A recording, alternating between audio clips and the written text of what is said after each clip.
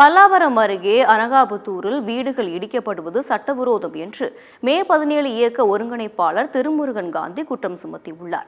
சென்னை அனகாபுத்தூரில் வீடுகள் இடிப்பால் பாதிக்கப்பட்ட மக்களும் மே 17 இயக்க ஒருங்கிணைப்பாளருமான திருமுருகன் காந்தியும் இந்திய கம்யூனிஸ்ட் மூத்த தலைவர் நல்லக்கண்ணுவை சந்தித்து பேசினார்.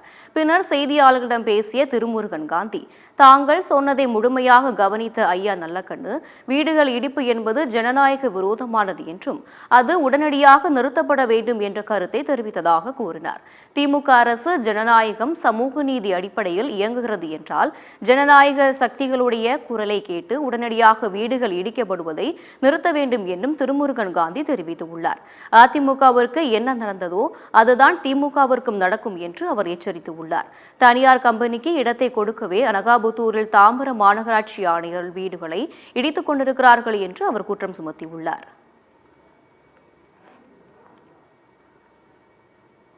வீடு இடிக்கப்படுவது என்பது ஜனநாயக விரோதமானது, அது உடனடியாக நிறுத்தப்பட வேண்டும் என்ற கருத்தை தெரிவித்தார். அதுக்கான முழு ஆவணத்தை காட்டிய பிறகும் கூட நான் இடிப்பேன் என்று சொல்கிறார். இது என்ன வகையான ஜனநாயகம் என்பது எங்களுக்கு புரியவில்லை. தமிழ்நாட்டில் ஒன்று தெளிவாக தெரியுதுங்க, அதிகாரிகள் பிரைவேட் லிமிடெட் கம்பெனியாக 10க்கும் மேற்பட்ட கம்பெனியை உருவாக்கியிருக்கிறாங்க.